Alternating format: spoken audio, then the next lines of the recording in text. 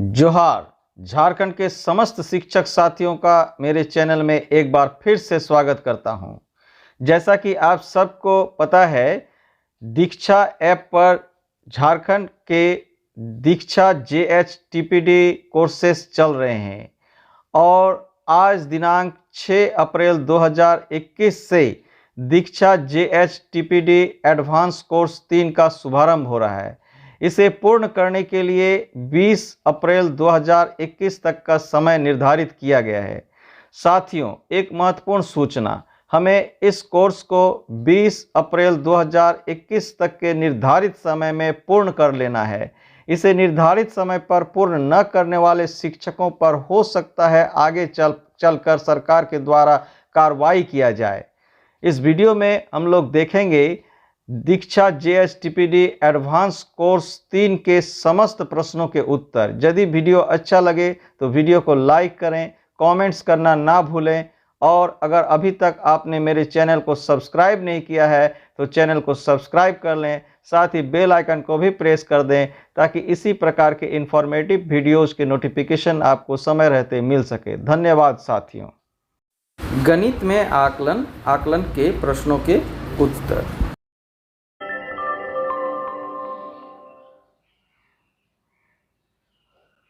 गणित में आकलन इनके प्रश्नों का उत्तर देखते हैं। रश्मि जी अपनी कक्षा में बच्चों को गणित का एक प्रदर्शनात्मक काम करने के बाद स्व आकलन करने को कहा। ऐसा करने से बच्चों को किस तरह मदद मिलेगी? आप एक से अधिक विकल्प भी चुन सकते हैं। ऑप्शन दिया गया है सीखने के उद्देश्य पर ध्यान देने में, खुद की समझ के बारे में सोचने में, खुद को अंक देने में, खुद की समझ को सुधारने और आकलन करने में। तो इसका सही ऑप्शन है पहला, दूसरा और चौथा विकल्प। सबमिट करते हैं तो ये सही बता रहा है। जारी रखने पर क्लिक करते हैं। दूसरा प्रश्न है कार्य अनुसार फीडबैक की मदद से हम कौन सी अवधारणा के सीखने की प्रक्रिया सुधार सकते हैं? आप एक से अधिक विकल्प भी चुन सकते हैं। तो यहाँ ऑप्शन दिया गया है पूर्व ज्ञान वाली अवधारणा, सीखी जाने वाली अवधारणा, आगे आने वाली अवधारणा। तो इसका तीनों ही विकल्प सही है। सबमिट करते हैं, जारी रखे पर क्लिक करते हैं। तीसरा प्रश्न है सीमा जी बच्चों को गुणा करने के अलग अलग तरीके सिखाना चाहती हैं। इसके लिए उन्होंने बच्चों के सामने 3 तरीके रखे और उनके बारे में चर्चा करने को कहा। क्या यहाँ उन्हें बच्चों के बीच हो रही चर्चा का आकलन करना चाहिए? आप एक ही विकल्प चुन सकते हैं। ऑप्शन है नहीं, क्योंकि यहाँ बच्चों की शुरुआती समझ ही देखी जा सकती है। हाँ, क्योंकि पता चलेगा कि बच्चे भाषा का इस्तेमाल कैसे कर रहे हैं। आगे ऑप्शन है नहीं, क्योंकि बच्चों का आकलन टेस्ट से करना चाहिए। चौथा विकल्प है हाँ, क्योंकि इससे उनकी समझ और सोच के बारे में पता चलेगा। तो इसमें चौथा विकल्प ज़्यादा सही है। सबमिट करते हैं, जारी रखे पर क्लिक करते हैं। सीमा जी ने बच्चों को उनके गुणा करने के तरीके कक्षा में आगे आकर सबके साथ बांटने को कहा। इसके बाद उन्होंने बच्चों को गुणा करने की प्रक्रिया पर फीडबैक दिया। ऐसा करना उन्होंने क्यों जरूरी समझा होगा? आप एक ही विकल्प चुन सकते हैं। यहाँ ऑप्शन दिया गया है अवधारणा की समझ के लिए, प्रक्रिया की समझ के लिए, अलग अलग तरीकों की समझ के लिए और गलतियों को पकड़ने के लिए। तो यहाँ जो है इसका दूसरा विकल्प सही है। इसको सबमिट करते हैं तो ये सही है। आगे 5 नंबर प्रश्न है 4 स्कूलों के शिक्षकों ने आकलन करने के कुछ उद्देश्य बनाए। इनमें से कौन से उद्देश्य बच्चों की सोच का गणितीकरण करने के उद्देश्य के साथ सही बैठेंगे? आप एक से अधिक विकल्प भी चुन सकते हैं।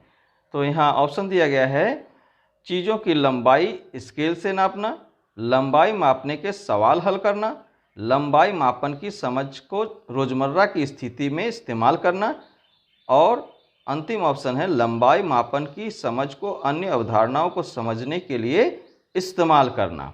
तो इसका सही उत्तर है तीसरा और चौथा विकल्प। सबमिट करते हैं, फिर जारी रखे पर क्लिक करते हैं। 6 नंबर है स्व आकलन और सहपाठियों के फीडबैक से कक्षा में किस तरह का माहौल बनेगा? आप एक से अधिक विकल्प भी चुन सकते हैं। ऑप्शन है बच्चों के बीच प्रतियोगिता का, दूसरा ऑप्शन है गणित को मज़े से सीखने का, तीसरा ऑप्शन है एक दूसरे से बातचीत का और चौथा ऑप्शन है बिना डर के आत्मविश्वास के साथ सीखने का। तो इसका दूसरा और चौथा विकल्प सही है। जारी रखे पर क्लिक करते हैं, प्रश्न 7 में दिया गया है, दिए गए रूब्रिक को देखें। आपके अनुसार इस रूब्रिक में कौन सा स्तर गहरी समझ और दूसरी अवधारणाओं के लिए इस्तेमाल होने वाली समझ के स्तर को दिखाएंगे। आप एक से अधिक विकल्प भी चुन सकते हैं। ऑप्शन है शून्य, पहला, दूसरा, तीसरा और चौथा। तो ये दोनों ऑप्शन सही है। तो क्लिक करते हैं और जारी रखने पर क्लिक करते हैं। प्रश्न 8, करुणा जी ने अपनी कक्षा में बच्चों को एक परीक्षा पत्र दिया। इसे हल करने के बाद उन्होंने बच्चों को हर एक सवाल का हल ब्लैक बोर्ड पर करके दिखाया और उन्हें ही अपने हलों और उत्तरों की जांच करके अंक देने को कहा। बच्चों में स्व आकलन करने की क्षमता विकसित करने के लिए आप करुणा जी को इन विकल्पों में से क्या सुझाव देंगे? आप एक ही विकल्प चुन सकते हैं। ऑप्शन है अवधारणा की समझ, हल करने और सीखने की प्रक्रिया के बारे में सोचने का मौका दें। दूसरा ऑप्शन है ऐसे ही हर परीक्षा पत्र का आकलन कराएं। तीसरा ऑप्शन है खुद हलों और उत्तरों की जांच करके अंक दें और उसके बाद बच्चों को अंक जोड़कर कुल अंक बताने दें। चौथा ऑप्शन है बच्चों को एक दूसरे का आकलन करके अंक देने को कहें। तो इसमें जो है पहला ऑप्शन ज़्यादा सही है। सबमिट करते हैं और जारी रखने पर क्लिक करते हैं। प्रश्न 9, कार्य पर फीडबैक, प्रक्रिया पर फीडबैक और स्वनियमित फीडबैक, इन तीनों तरह के फीडबैक देने से बच्चों में गणित सीखने का कौन सा स्वभाव विकसित होगा? आप एक से अधिक विकल्प चुन सकते हैं। ऑप्शन है एक दूसरे से नकल करने का, गलतियों से सीखने का।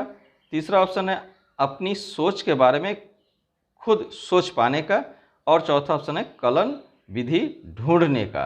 तो इसका जो है दूसरा और तीसरा विकल्प सही है। सबमिट करते हैं, जारी रखने पर क्लिक करते हैं। अंतिम प्रश्न है, आनंदिता जी को आकृतियां सीखने की योजना बनानी थी। इसमें आकलन को किस तरह शामिल किया जा सकता है? आप एक से अधिक विकल्प चुन सकते हैं। ऑप्शन है अवधारणा सीखने के बाद समझ की जांच करने के लिए। दूसरा ऑप्शन है अवधारणा सीखने से पहले सीखने की तैयारी की जांच करने के लिए। तीसरा ऑप्शन है सीखने सिखाने के दौरान सीखने सिखाने की प्रक्रिया की जांच करने के लिए और चौथा ऑप्शन है साल के अंत में परीक्षा के समय। तो इसका पहला, दूसरा और तीसरा विकल्प सही है। सबमिट करते हैं।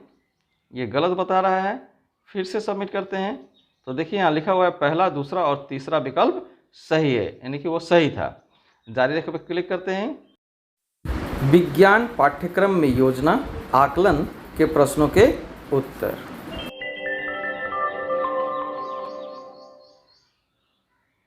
विज्ञान पाठ्यक्रम में योजना का आकलन, तो इसको शुरू करते हैं।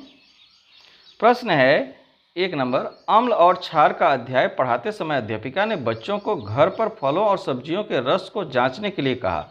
अध्यापिका ने बच्चों को निर्देश दिए कि लिटमस पेपर की सहायता से उन्हें यह पता लगाना है कि कौन से फलों और सब्जियों का रस अम्लीय है और कौन से क्षारीय है। यह गतिविधि किस तरह का आकलन का रूप है?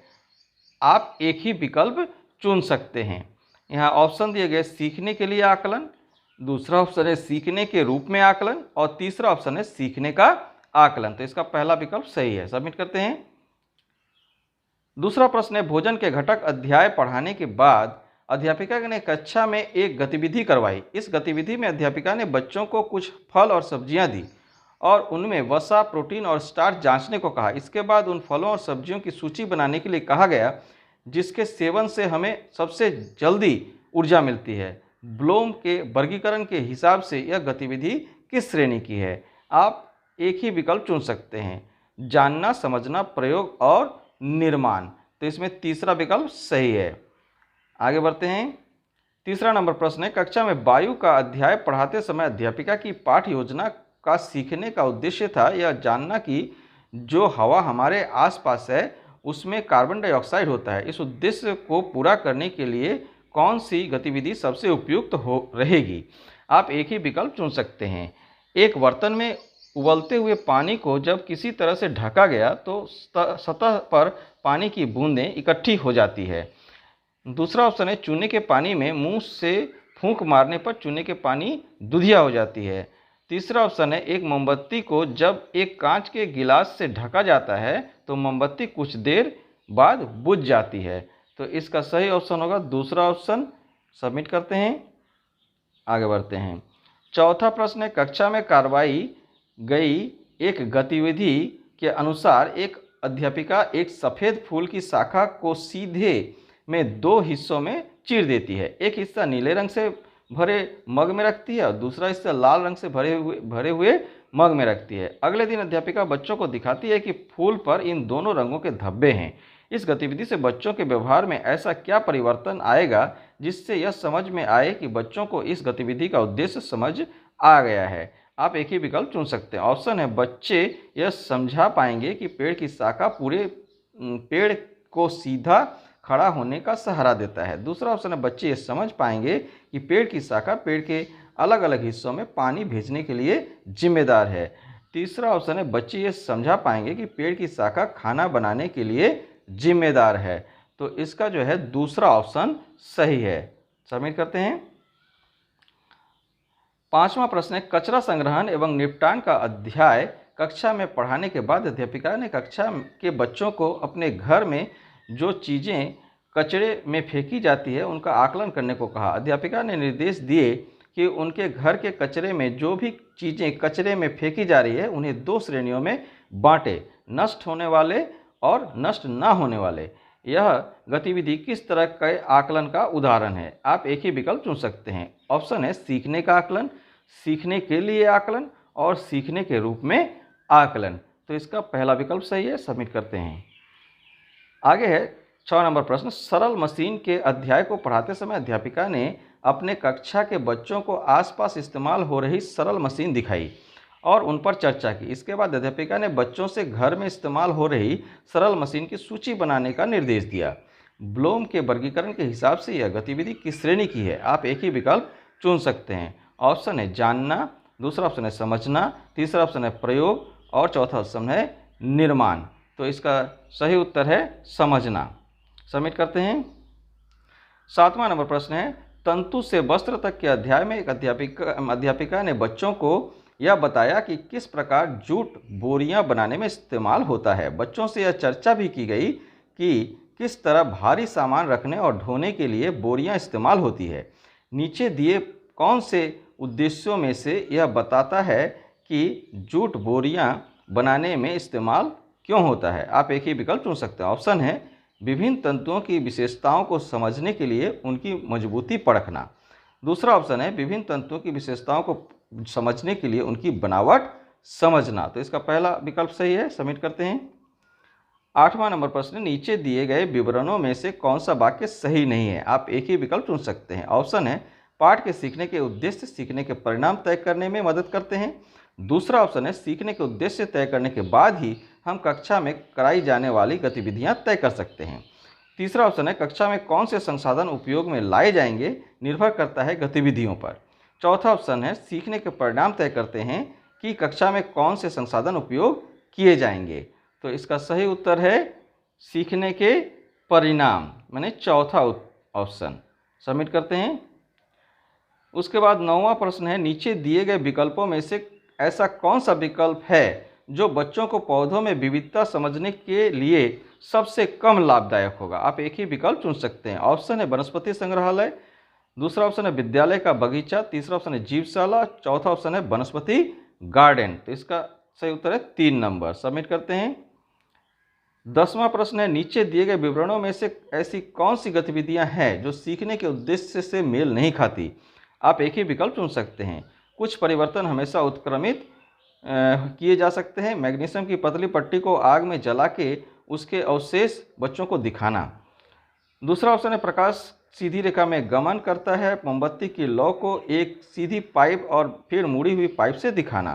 तीसरा ऑप्शन है पानी से किसी भी तरह पर सतह पर घर्षण कम हो जाता है। सूखी और गीली घास पर एक फुटबॉल को लात मारकर यह देखना कि पहले किस सतह पर गेंद रुकती है। तो इसमें जो है पहला ऑप्शन सही है। तो सबमिट करते हैं, जारी रखे हुए क्लिक करते हैं। तो ये भाग भी हम लोग का पूर्ण हो गया। अब हम लोग अगली भाग की ओर बढ़ेंगे। समझ से पढ़ने की रणनीतियाँ 2 आकलन के प्रश्नों के उत्तर। समझ से पढ़ने की रणनीतियाँ 2 इसका आकलन करते हैं। पहला प्रश्न है, दीपिका जी ने बच्चों के लिए बाल मजदूरी से जुड़ा एक गद्यांश चुना और उससे जुड़ा एक प्रश्न दिया। तुमने एक बच्चे के बारे में पढ़ा जो एक होटल में बर्तन धोता है। तुम्हारे अनुसार उसे स्कूल जाते बच्चों को देखकर कैसा महसूस होता होगा? आपके अनुसार यह समझ से पढ़ने के किस स्तर से जुड़ा प्रश्न है? आप एक ही विकल्प चुन सकते हैं। ऑप्शन दिया गया है, यह अनुमानिक स्तर का प्रश्न है क्योंकि बच्चों को गद्यांश की विषय वस्तु के बारे में अंदाजा लगाना है। दूसरा ऑप्शन है, यह अनुमानिक स्तर का प्रश्न है क्योंकि बच्चों को अपने पूर्व अनुभवों के अनुसार पात्र की भावनाओं के बारे में अनुमान लगाना है। तीसरा ऑप्शन, यह मूल्यांकन स्तर का प्रश्न है क्योंकि बच्चों को गद्यांश के बारे में अपनी राय देनी है। चौथा ऑप्शन, यह मूल्यांकन स्तर का प्रश्न है क्योंकि बच्चों को गद्यांश का सार लिखना है। तो इसका तीसरा ऑप्शन सही है। आगे बढ़ते हैं। ये गलत बता रहा है लेकिन ये सही ऑप्शन है। देखिए यहाँ लिखा हुआ है तीसरा विकल्प सही है ना। तीसरा प्रश्न का जवाब देने के लिए पाठक से आगे बढ़ते हुए लेखक की लेखन शैली पर विचार करेंगे, जो कि मूल्यांकन स्तर का महत्वपूर्ण भाग है। तो आगे बढ़ते हैं। दूसरा प्रश्न है, निम्न में से कौन सी गतिविधियां किस यात्रा का विवरण पढ़ने से पहले छात्रों को करवाना सही रहेगा? आप एक से अधिक विकल्प चुन सकते हैं। ऑप्शन है, विवरण में आए सभी नए शब्दों का अर्थ याद करना। दूसरा ऑप्शन है, विवरण के शीर्षक, चित्र आदि को देखते हुए विषय वस्तु का अंदाजा लगाना। और तीसरा ऑप्शन है, अपने किसी यात्रा के विवरण से जुड़े अनुभवों को कक्षा में बांटना। तो इसका 2 और तीसरा नंबर ऑप्शन सही है। सबमिट करते हैं। 3 नंबर प्रश्न है, राजू ने पेयजल की कमी नाम के एक लेख को पढ़कर कहा, मैंने कल अखबार में भी इस मुद्दे के बारे में पढ़ा था। पास ही के इलाके में कुछ लोगों के घर काफ़ी गंदा पानी आता है जिसके कारण लोग बीमार पड़ रहे हैं। आपके अनुसार यह कहते हुए राजू किस रणनीति का प्रयोग कर रहा है? आप एक ही विकल्प चुन सकते हैं। ऑप्शन है पूर्वावलोकन, दूसरा ऑप्शन है पाठ की संरचना पहचानना, तीसरा ऑप्शन है संदर्भ स्थापित करना और चौथा ऑप्शन है पाठ से संबंध बनाना। तो इसका सही उत्तर है पाठ से संबंध बनाना। सबमिट करते हैं। आगे बढ़ते हैं। ज्योति जी किसी ऐतिहासिक या सांस्कृतिक पाठ को पढ़ाने से पहले उसके लेखक और उसकी जिंदगी के बारे में अपने छात्रों से चर्चा करते हैं। इतना ही नहीं, वह पाठ के समय, काल और जगह के बारे में भी उनसे बातचीत करती है। आपको क्या लगता है ऐसा करने से क्या होगा? आप एक ही विकल्प चुन सकते हैं। ऑप्शन है, छात्र पाठ के संदर्भ को समझ पाएंगे। दूसरा ऑप्शन है, छात्र एक लेखक के लेख और पाठ पढ़ने में दिलचस्पी लेंगे। तीसरा ऑप्शन है, पाठ का सार लिखने में मदद मिलेगी। तो इसका पहला ऑप्शन सही है। आगे बढ़ते हैं। 5वां प्रश्न है, आपके अनुसार पाठ का ग्राफिक ऑर्गेनाइजर तैयार करने के लिए छात्रों को क्या करना जरूरी है? आप एक से अधिक विकल्प चुन सकते हैं। ऑप्शन है, पाठ को सरसरी तरह से पढ़ना। दूसरा ऑप्शन है, मुख्य तथ्यों, घटनाओं आदि को पहचानना और रेखांकित करना। तीसरा ऑप्शन है, पाठ की संरचना को पहचानना। तो इसका सही उत्तर है दूसरा और तीसरा विकल्प। सबमिट करते हैं। प्रश्न 6 है, आपके अनुसार पाठ पढ़ने के बाद बच्चों को निम्न में से कौन सी गतिविधियां करवाई जा सकती है? आप एक से अधिक विकल्प चुन सकते हैं। ऑप्शन है, पाठ के बारे में अपने विचार लिखना। दूसरा ऑप्शन है, पाठ की संरचना पहचानना। तीसरा ऑप्शन है, पाठ का सार लिखना। चौथा ऑप्शन है, पाठ से जुड़े प्रश्न उत्तर याद करना। तो इसका जो है पहला, दूसरा और तीसरा विकल्प सही है। आगे बढ़ते हैं। प्रश्न 7 है, एक शिक्षक बच्चों को पाठ पढ़ने से पहले, पढ़ने के दौरान और पढ़ने के बाद अपने विचार लिखने को कहते हैं और फिर उन्हें अपने साथी के विचारों से तुलना करने को कहते हैं। आपके अनुसार यह गतिविधि किस रणनीति को विकसित करेगी? आप एक ही विकल्प चुन सकते हैं। तो यहाँ ऑप्शन दिया गया है, पाठ से संबंध बनाना, पाठ की संरचना पहचानना, संश्लेषण और पाठ में छिपे निष्कर्ष निकालना। तो इसका तीसरा विकल्प सही है, संश्लेषण। सबमिट करते हैं। प्रश्न 8 है, नीचे कुछ प्रश्न दिए गए हैं और उनके साथ रणनीति का नाम। सही प्रश्न और उससे संबंधित रणनीति की जोड़ी चुनें। आप एक से अधिक विकल्प चुन सकते हैं। ऑप्शन है, कहानी में अम्मा का अजमल से क्या संबंध होगा? छिपे निष्कर्ष निकालना। दूसरा ऑप्शन है, मैं छोटी हूँ नाम की कविता में किस तरह की भावनाओं की बात की गई है? पाठ की संरचना पहचानना। तीसरा ऑप्शन है, क्या तुम्हारे गांव में कभी मेला लगा है? किस तरह के खेल मेले में दिखाए जाते हैं? पाठ से जुड़े पूर्व ज्ञान को सक्रिय करना। और चौथा ऑप्शन है, तुम्हारा लेखक के दृष्टिकोण के बारे में क्या विचार है? पाठ के बारे में राय देना। तो इसका सही ऑप्शन है 1, 3 और 4। 1, 3 और 4 सबमिट करते हैं। और अब 9वां नंबर प्रश्न है, पिंकी रेल यात्रा के विवरण से जुड़ा पाठ पढ़ते हुए पाठ से संबंध बनाने की रणनीति का प्रयोग कर रही है। पाठ पढ़ते हुए उसने सोचा कि उसको रेल यात्रा करने में किस किस तरह की परेशानियां आती है। आपके अनुसार वह किस स्तर पर पाठ से संबंध बना रही है। आप एक ही विकल्प चुन सकते हैं। ऑप्शन है पाठ का स्वयं के साथ संबंध, पाठ का दुनिया के साथ संबंध, पाठ का दूसरे पाठ के साथ संबंध, और चौथा ऑप्शन है पाठ का लेखन के साथ संबंध। तो इसका सही उत्तर है 1 नंबर, पाठ का स्वयं के साथ संबंध। तो यह भी सही है। जारी रेखा पर क्लिक करते हैं। ये भाग भी हमारा पूर्ण हो गया। इस में भी जो है अंतिम प्रश्नोत्तरी नहीं दिया गया है और इतना ही इसमें दिया गया है। तो साथियों धन्यवाद। वीडियो अच्छा लगा हो तो इसे अवश्य लाइक करें, कमेंट्स करें। अगर आप अभी तक मेरे चैनल को सब्सक्राइब नहीं किया है तो इसे सब्सक्राइब कर लें। साथ ही बेल आइकन को भी प्रेस कर दें ताकि इसी प्रकार के इन्फॉर्मेटिव वीडियोज़ का नोटिफिकेशन आपको समय पर मिल सके। धन्यवाद साथियों। जोहार।